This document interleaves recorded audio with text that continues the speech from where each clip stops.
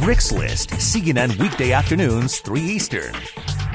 Folks at home, I want you just to think about this, if you would, for a moment.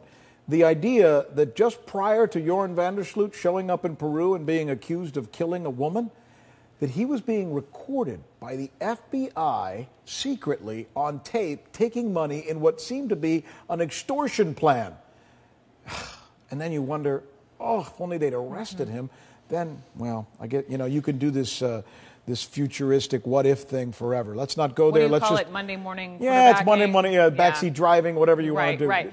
This is fascinating. Give us the details. It just adds a whole other layer to already a multi-layered story. And you said it, CNN has learned, yes, there is absolutely this videotape. It's out there. It's showing Joran van der Sloot counting $10,000 in cash in this meeting in Aruba in early May. So we're talking about a month ago here. Yeah. Van der Sloot counted it, we're told, not just once, but twice. That's according to a private investigator, Bo Dietl, who we have learned was in fact involved in that operation. Now, a federal law enforcement official has also confirmed to CNN that the FBI paid Van der Sloot a total of $25,000, all as part of this undercover investigation.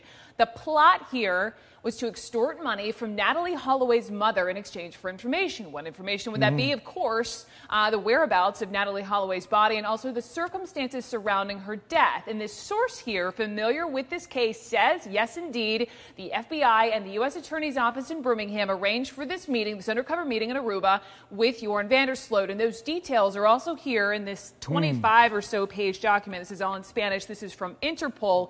And according to this federal law enforcement source, in this meeting, an undercover FBI agent is the one who handed van der Sloot that $10,000 in cash, and then they wired another $15,000 to him to this personal bank account in the Netherlands. Then the FBI, acting on the information that van der Sloot had provided them, went to this house to try to find Holloway's body.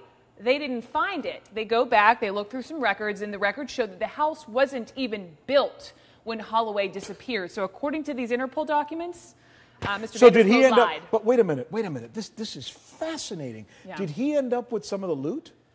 We know for sure that he had that $10,000 in cash, and we know that $15,000 was floating out there from Aruba via wire transfer to the Netherlands. Well, let me take this as a logical entomime to the next step. Is there a possibility then that the money he used to get to Peru could have been, not saying it was, we don't could know. have been some of that money? It's an excellent question. It's an excellent point. A lot of people are pointing fingers at the FBI, saying, "Look, you just basically provided this guy at least $10,000 in cash to get to Colombia, to get to Peru, to start gambling, to then meet Stephany Flores."